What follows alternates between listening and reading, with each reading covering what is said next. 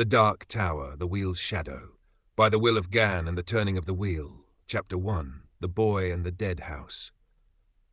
The Mohaine Desert breathed heat like a beast with cracked lungs, and Roland Deschain of Gilead, last of the line of Eld, walked its spine with the boy beside him. Jake. Not the same Jake he'd watched die under a mountain, not the one he'd dragged across worlds and time. This Jake was new, but the pain in his eyes was old, ancient, carried over, remembered, earned. They had walked 3 days, water low, silence thick. Roland had not yet asked how the boy had returned, not with words at least, but in every sideways glance, in every clench of his jaw, the question hung. That night, camped beneath the bones of a sun-blasted billboard, "See the elephant, exit 19. Roland finally spoke. "How much do you remember?" Jake sat cross-legged, feeding twigs to the fire. The flames danced in his wide eyes. "All of it. Even the first time. When you let me fall." Roland nodded. "Yeah," Jake said, too fast. "Kaiser Wheel. You told me that 100 times. But this time it's different, isn't it?" Roland looked at the horn hanging at his side. "Aye, it is." They reached the dead house on the 5th day. It stood on the edge of a dried-up arroyo, its wood black with age and heat, roof sagging like a dying man's mouth. There was no road leading to it, no path, but Jake had stopped mid-stride and pointed with a shaking hand. "There," he said. "That's where we're supposed to go." Roland's skin prickled. He smelled Tadash air, thin, whistling through the cracks of reality. The dead house breathed it like a hidden lung. Inside, the shadows clung like leeches. They passed broken furniture, old newspapers. "Gilead Falls," the headline read, and Roland's heart kicked, and bloodstains that hadn't faded. The house wasn't abandoned. It was waiting. "Do you hear it?" Jake whispered. Roland did, a thumping beneath the floorboards, rhythmic and wet, like a heartbeat trying to remember how to live. They moved room to room. The house groaned. The boards beneath their feet pulsed. And in the center of the parlor, beneath a broken chandelier and shattered clock, they found the mirror, tall, black, ringed in rusted gold. It stood free of the wall, showing no reflection, only movement. Within it, Roland saw a tower, not his tower, but one twisted, leaning, its doors flung wide, and something standing in front of it, smiling. A man, wearing Eddie Dean's face. Jake screamed, not fear. Recognition. "Eddie!" He ran to the mirror before Roland could stop him, palm outstretched. The surface rippled. Roland reached, and the world fell sideways. The dead house screamed. Boards tore loose. Wind howled from the mirror like the cries of the prim. Roland grabbed Jake's collar as the boy was nearly pulled through. The mirror fought him, sent visions into his mind. Susanna, whispering from a city of glass. Oi, still alive, limping across a new world. Walter, laughing from a throne of bones.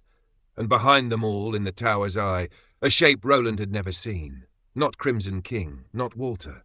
Something deeper, something waking. With a grunt, he pulled Jake free. The mirror shattered. Black smoke coiled from the shards, whispering in a tongue older than time. Jake collapsed. Roland stood, revolver drawn. The voice in the smoke hissed, "Ka has turned, gunslinger, and this time, you are not the only one hunting the tower." Chapter 2. The Thing That Waits Below. Roland lit a match with his thumbnail and watched the flame bloom in the dark. It hissed in the desert wind, leaking through the dead house's warped walls, a small sun struggling not to die. Jake stirred beside him, coughing as he came to. His eyes were wet, unfocused. "Did we get pulled in again?" he asked hoarsely. "Like the doorways?" "No," Roland said. "We stopped it for now." They stood amid a nest of mirror shards that hadn't bled light but drank it. Roland could see warped reflections in the broken pieces, rooms that didn't belong to the house, people who weren't there. A woman with one leg and a snarling bumbler, a screaming man in chains, a child with a spiral mark on his chest and no eyes at all. "Don't look too long," Roland warned. Jake obeyed, but something had shifted behind his young face. A seed had been planted, one with deep roots and bitter fruit. Outside, the desert moaned. A sandstorm was rising, born from more than wind. The mirror had stirred something old. Roland moved toward the fireplace, just a stone box filled with ashes, and felt heat. Not the warmth of old fires, but something deeper, pulsing from beneath the floor. "There's something under us," Jake said. "I heard it before the mirror broke. Breathing." Roland dropped to a knee and pressed his palm to the floorboards. heat, a pulse, and something else, a voice. Not speech, no words, but an emotional roar vibrating through the wood. Hate, hunger, memory. "We're going down," Roland said. The trapdoor was hidden beneath a rotted bearskin rug. It wasn't locked, that was the worst part. They descended a wooden ladder into blackness that felt thick, like honey gone sour. Roland's gun was in his hand before he knew he'd drawn it. Jake followed, flashlight beam flicking across stone and cobweb. The cellar was impossibly large. No walls, just a pit, wide and circular, with stairs carved into the stone like teeth on a gear. At the bottom, Roland's eyes were sharp enough to see a door stood in freestanding space, pulsing like a wounded heart. "Why is it open?" Jake asked. Roland shook his head. "It isn't. Not yet." They descended. The walls trembled with every step, and with each circle downward the air thickened. Not just with dust, but memory. Roland could feel pieces of himself trying to slough off, like time was peeling away his past layer by layer.